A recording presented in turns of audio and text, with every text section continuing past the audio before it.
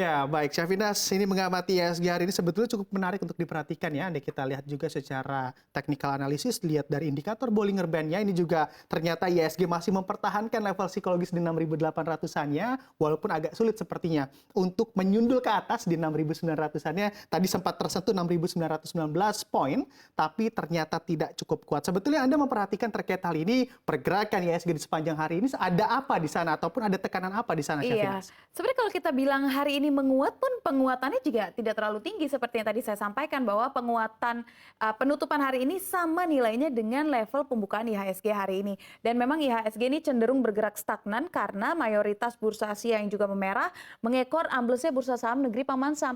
Tiga indeks utama dari Wall Street ini kompak melemah ke zona merah seiring dengan laporan indikator inflasi yang baru saja dirilis kemarin tepatnya, di mana ini dirilis indeks harga produsen atau PPI Amerika Serikat per Januari, dan ini juga menjadi indikator dari inflasi selain indeks harga konsumen yang naik 0,7% pada bulan Januari di atas ekspektasi, ditambah juga adanya data pengangguran yang nanti akan saya bahas lebih lanjut.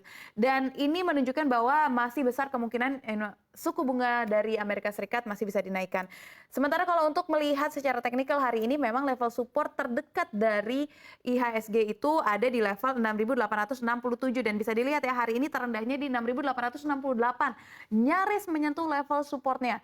Tetapi memang pergerakannya cukup terbatas sampai dengan sesi 2 tadi, dan IHSG seperti yang saya sampaikan tadi memang masih bergerak di zona sideways dan juga membentuk pola rectangle sejauh pola tersebut tidak koyak ya, tidak ditembus tadi level resistance-nya, maka IHSG masih terus berada di jalur konsolidasi dan terbukti memang pembukaan dan penutupan hari ini berada di angka yang sama. Dan dari segi turnover juga selama sepekan ini belum ada yang berada di atas 10 triliun. Bisa dilihat dari hari Senin di 8 triliun. Begitu juga dengan Selasa, Rabu, Kamis, Jumat semuanya rata-rata di 9 triliun rupiah. Sepertinya memang volume IHSG masih belum nampol, masih belum barbaran nih untuk segi volumenya, Bram. Ya, dari segi volume dan juga nilai transaksi juga masih tipis-tipis saja Ya. begitu ya, Syafinas. Nah, saya menarik tadi Anda katakan begitu ya, ini juga banyak terpengaruh dari luar dan juga dalam, salah satunya kalau kita perhatikan dari luar yaitu kinerja Wall Street yang mana juga ambrol pada perdagangan dini hari tadi karena memang menyikapi tadi ada data indeks harga produsen, lalu juga terkait inflasi yang mana juga masih cukup tinggi dan memang nantinya juga mengarah pada hawkishnya The Fed, lalu terrefleksikan juga pada sentimen yang ada di domestik begitu ya. Bank Indonesia juga akan mengikuti ataupun merefleksi terkait kenaikan harga ataupun kenaikan inflasi yang masih terjadi di Amerika Serikat, Sarah. Nah, ini juga kalau lebih detailnya sebetulnya menimbang juga lebih kuat sentimen dari luar kah atau dari dalam kah atau justru saling berkaitan, Syafinas? Sebenarnya saling berkaitan ya, karena satu yang menjadi perhatian dari investor pekan ini tentunya adalah rilis data Amerika Serikat. Dan kemarin, maksud saya Kamis kemarin ini, Amerika juga baru saja merilis indeks harga produsen PPI yang tadi saya sampaikan, dan ini juga menjadi salah satu indikator dari penentuan suku bunga Amerika Serikat, di mana indeks PPI ini naik 0,7% pada bulan Januari di atas ekspektasi pasar. Dan tidak hanya itu, seiring dengan keluarnya data ini, Steve dari katakanlah pejabat dari The Fed juga mengklaim bahwa pasar tenaga kerja yang ketat ini akan membuat inflasi sulit turun ke posisi targetnya yaitu di 2%. Karena data juga keluar di mana data mingguan sampai dengan 11 Februari pekan lalu ini angka pengangguran justru turun jadi 194.000, di mana pekan sebelumnya berada di angka 195.000. Turun 1.000 orang, artinya 1.000 orang kini sudah mulai mendapatkan pekerjaan yang lebih baik, ya kan? Dan padahal prediksinya adalah dari 195.000 harapannya adalah berada di angka 200.000, tapi ternyata angka pengangguran itu masih dalam tren pengetatan. Dan satu lagi adalah pejabat The Fed juga mengatakan bahwa seharusnya The Fed pada pertemuan sebelumnya itu harusnya bisa lebih agresif. Kalau bisa jangan 25 basis poin, harusnya kemarin tuh naiknya 50 basis poin. Demikianlah perkataan dari pejabat The Fed, dan hal-hal tersebutlah pendapat-pendapat itulah yang menyebabkan investor sekarang mulai masih mencermati bagaimana arah suku bunga dari Amerika Serikat dan itu juga membawa dampak bagaimana investor mencermati pasar dalam negeri. Jadi bisa dikatakan memang pejabat-pejabat The Fed ini masih terpecah nih antara yang mau suku bunga mulai melandai mengikuti inflasi, tetapi ada juga yang melihat bahwa suku bunga seharusnya jauh lebih agresif dari kemarin. Oke, nah ini yang masalah terpecah ini juga membuat pasar tentunya khawatir begitu ya, karena memang para pelaku pasar tentunya menginginkan kondisi ekonomi yang stabil agar memang minat berinvestasi baik di Wall Street maupun di bursa domestik juga akan lebih bergairah lagi. Tapi kalau kita amati juga, Syafinas, dari dalam negerinya seperti apa sih sentimennya? Ya, dan sentimennya ini masih berkaitan dengan inflasi dari Amerika Serikat, di mana kan Bank Indonesia kemarin baru saja merilis bahwa akan menahan suku bunganya di 5,75%. Yang mana notabene 5,75% ini bukan terminal rate-nya BI. Terminal rate-nya BI itu ada di angka 6%, tetapi kan belum mencapai di 6% ya. Dan sekarang kondisinya adalah BI dihadapkan dengan kondisi inflasi Amerika Serikat yang mulai agresif lagi.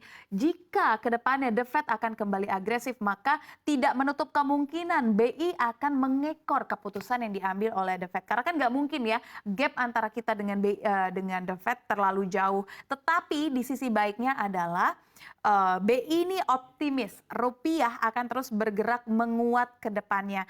Ini seiring dengan kondisi nilai tukar rupiah pada awal 2023 yang mengalami apresiasi sehingga mendukung stabilitas nilai tukar. Dan berdasarkan catatan dari Bank Indonesia, rupiah menguat 2,39% secara year to date per 15 Februari 2023 dibandingkan dengan akhir Desember 2023. Hal ini juga seiring dengan tanda-tanda dari adanya perbaikan ekonomi Indonesia dan juga terjaganya tingkat inflasi dalam negeri.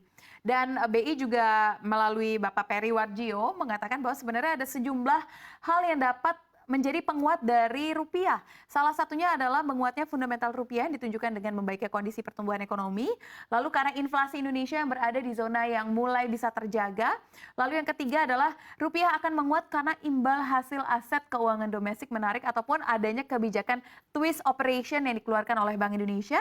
Lalu ada juga kebijakan stabilisasi nilai tukar rupiah untuk mengendalikan inflasi barang impor yang berkaitan juga dengan kebijakan devisa hasil ekspor meskipun ya undang-undangnya masih belum jelas sampai sekarang, Bram. Dan yang kelima adalah mulai meredanya ketidakpastian pasar keuangan global. Kurang lebihnya itu sih yang menghantui para investor hingga Jumat pekan ini. Oke, baik. Tapi pertanyaannya adalah, karena kalau mengamati secara historikal, mengapa rupiah kemarin juga sempat menguat begitu ya, ini lebih karena indeks dolar yang melemah begitu, Iya. Syafinas.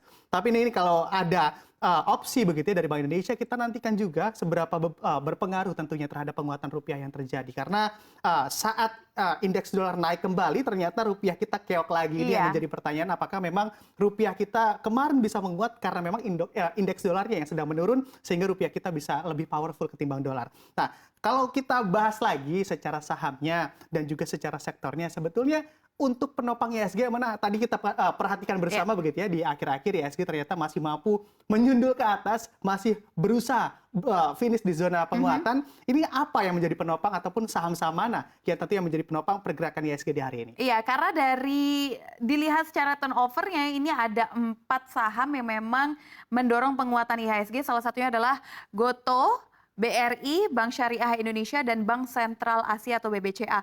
Gotoh terapresiasi cukup tinggi di 3,31%, BRI terapresiasi 0,21%, Bank Syariah Indonesia terapresiasi 5,54%, dan BBCA terapresiasi 0,29%. Kalau untuk BRI dan BCA sebenarnya memang dari segi perbankan masih para investor tuh melakukan pengamatan terkait dengan adanya suku bunga itu tadi. Dan kalau Bank Syariah Indonesia justru ini menarik, meskipun meningkat, padahal ada informasi mengenai BRI dan juga BNI yang akan segera meninggalkan BSI dan akan digantikan dengan investor asing karena BSI ini memiliki cita-cita untuk bisa masuk ke top 10 bank syariah global di tahun 2025.